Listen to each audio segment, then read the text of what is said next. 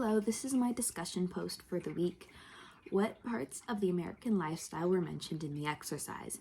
What aspects of your own lifestyle are connected to slavery? Like clothing, technology, and food. I think most Americans love fast and easy things.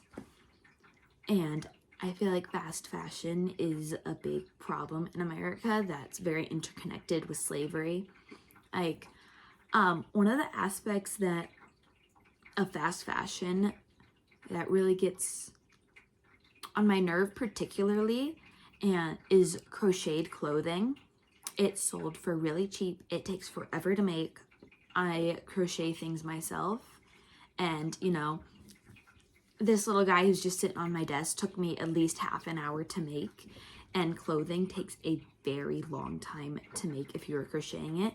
And the people making these crochet clothings are making next to nothing, because unlike knitting can be replicated with a machine. Crocheting cannot, because there are 4 different angles you have to get with your crochet hook to be able to make the stitches that you do. So I think fast fashion is really interwoven into slavery in America.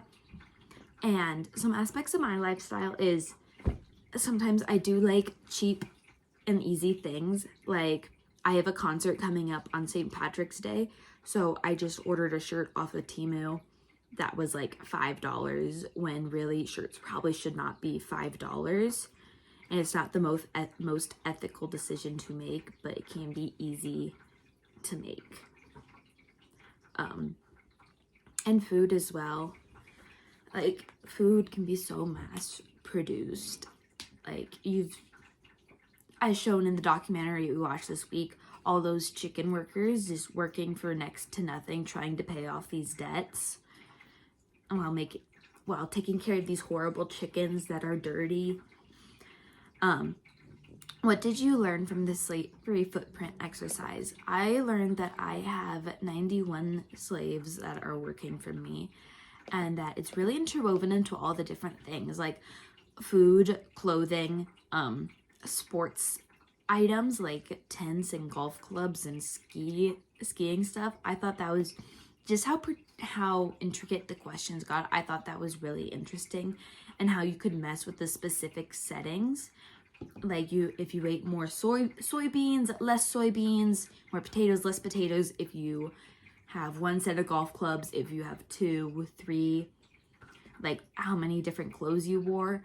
I thought it was really weird, some of the clothing. Like, who has 25 raincoats and 25 rain boots? Not me. That was just auto set on.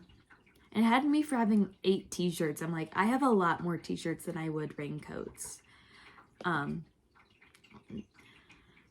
does what you learned make you feel? I think it's bad. I think obviously people should be able to make a livable wage off of the work that they do, because that's kind of the whole purpose of working, is working so you can provide a life for yourself.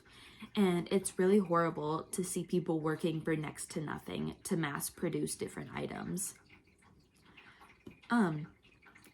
Yes, I think it will make me more think about where products come from and try to more ethically source different resources. But also, when you're poor and when people are poor, it's hard to make judgments on how they feed their families and things like that. Like, would you prefer to buy the cage-free eggs? Yes, but the cage-free eggs are $5 and the regular eggs are $1.20. I feel like we can't judge people who are just trying to feed their families like that. I'm not skeptical of the slavery footprint. In our globalized consumer society, is it almost inevitable that our lives will be touched by slavery in some way? Do you think this is acceptable? What can we do to change this reality? I think in this lifetime, in the current state of things, it is inevitable that our lives will be touched by slavery. Is this acceptable? No. Is this something that's going to be changed within the next 5, 10, 15 years? Probably not. But we can work to change that reality every day by choosing, if you are able to, buy more ethically sourced things, or hell, have your own chickens. I work with people who do their own homestead thing, are trying to. Some of my cousins are looking into getting an acreage and doing more homesteading things. But we can be picky about the things we buy, and we can try to make better choices. And if you don't need it, don't buy it.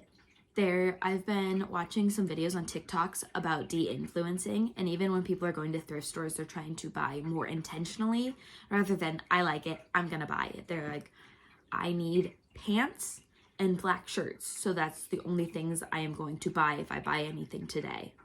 So I think it's about being intentional with your choices.